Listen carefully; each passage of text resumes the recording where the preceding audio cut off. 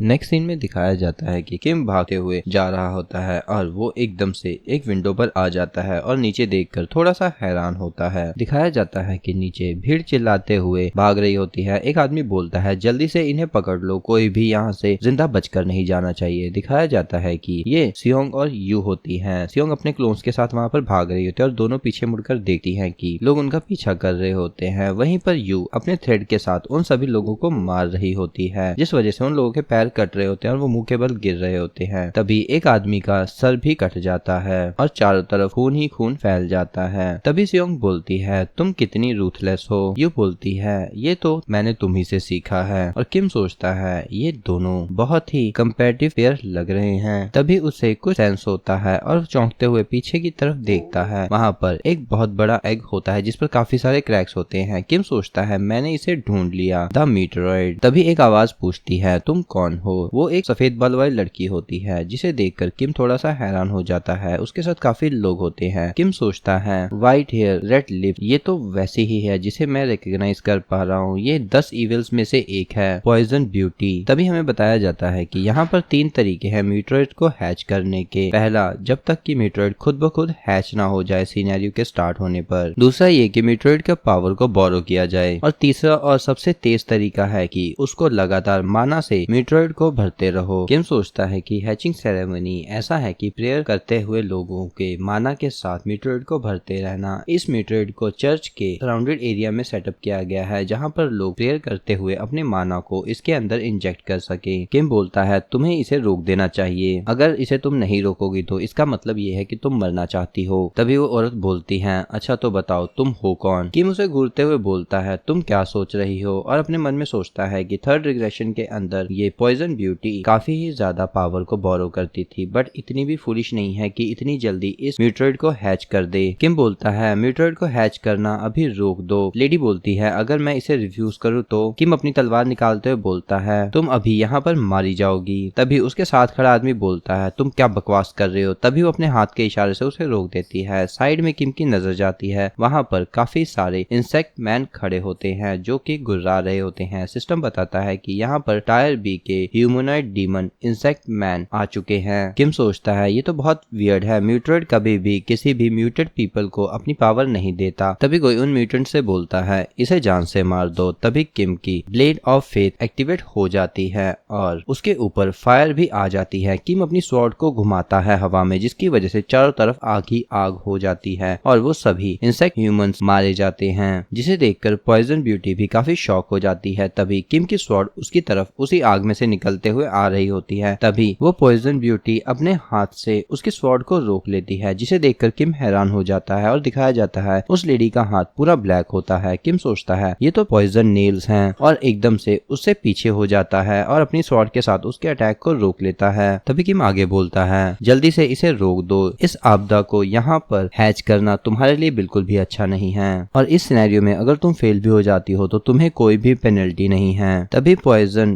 Beauty पीछे पलटकर देखती है। किम उसकी नजरों को देखकर सोचता है ऐसा लग रहा है ये बहुत ही ज्यादा डिटरमाइन है इस आपदा को लाने के लिए और इससे पावर को उधार लेने के लिए। पर मुझे लगता है कि इसे असली स्टोरी के बारे में नहीं पता है कि अगर ये आपदा जाग गई तो ओरिजिनली सियोल इसकी वजह से पूरी तरह से तबाह हो जाएगा। और किम मन में सोचता है ये इसे जगाने की कोशिश क्यों कर रही है। तभी किम अपनी पर्सनल स्किल कैरेक्टर प्रोफाइल को एक्टिवेट कर लेता है, जिसकी वजह से उसका पूरा प्रोफाइल किम के सामने आ जाता है, जिसे पढ़कर किम थोड़ा सा हैरान हो जाता है और सोचता है धत्तेरी की, मैं उम्मीद कर रहा था कि ऐसा कुछ भी नहीं होगा। और यहाँ पर 5 रूलिंग स्पीशीज के बारे में इंफॉर्मेशन होती है, जिसे पढ़कर किम बोलता है 5th सिनेरियो तभी शुरू होता जब पांचों के पांचों गाइड्स एक ही जगह पर गैदर होते, पर क्रोनस का थ्रोन डिस्ट्रॉय हो गया, जिस वजह से वहाँ पर 5 इलाइट हीरोज अपीयर नहीं हो पाए और जिस वजह से इस दुनिया में 5th सिनेरियो स्टार्ट ही नहीं हुआ। उन्हें दूसरी दुनियाओं में इस वजह से भेजा जाता है क्योंकि वो अपनी दुनिया के एक लौते सर्वाइवर हैं और उन्हें दूसरी दुनियाओं में जाकर अपने कॉन्ट्रैक्ट के अकॉर्डिंग जो उनका स्टार स्ट्रीम सिस्टम के साथ है, इस दुनिया के हीरोज को गाइड करना होता है कि वो अपनी दुनिया को कैसे बचा सकते हैं इन आपदाओं से। तो हम उन्हें गाइड्स हीरो बोलते हैं। तभी वो लेडी बोलती है धरती के इंसान तुम इतना कुछ कैसे जानते हो। किम बोलता है प्रेजाइड क्वीन एंटीक तुम सेल्वा ली नहीं हो, जिसे सुनकर वो चौंक जाती है और उसकी आंखों का रंग बदलना शुरू हो जाता है। किम उसे पूछता है तुम इस आपदा को क्यों जगा रही हो, तुम्हें तो मेरी नजरों नजरों में एक गाइड होना चाहिए था। तभी सिस्टम नोटिफिकेशन आता है कि टायर 5 की monarch level insecticide and tubes तुम पर गुस्सा हो रही है और उस लेडी का रूप पूरी तरह से बदलना शुरू हो जाता है और बड़े बड़े दांत बाहर आने शुरू हो जाते हैं। तभी किम बोलता है, तो ये तुम थी जो लोगों को म्यूटेट कर रही थी, पर तुम ऐसा कर क्यों रही थी? तुम आखिर इससे क्या हासिल करना चाहती हो इस आपदा को टाइम से पहले जगा कर? तभी वो लेडी किम पर अटैक कर देती है, पर किम बोलता है, क्या गाइड हमारे साथ इस आपदा को रोकने के लिए हेल्प नहीं करने वाले थे ह्यूमंस की और एक नई दुनिया को बनाने में मदद नहीं करेंगे? किम उसके अटैक को अपनी स्वॉर्ड के साथ रोक लेता है और उसे गले से पकड़ता है और बोलता है, लगता है इस दुनिया को बदलने में तुम्हें थोड़ी और मेहनत करनी होगी। तुम इस दुनिया को डिस्ट्रॉय क्यों करना चाहती हो? और किम उसे पकड़कर दूर फेंक देता है, जिसकी वजह से उस लेडी के मुंह से खून निकल रहा होता है और वो चिल्लाते हुए बोलती है, कैसे एक अकेला इंसान मुझे इतना जख्मी कर सकता है? किम बोलता है, तुम अपने मिशन के अगेंस्ट जा रही हो, इस बॉडी को जल्दी छोड़ दो, नहीं तो बहुत ज्यादा देर हो जाए उससे पहले।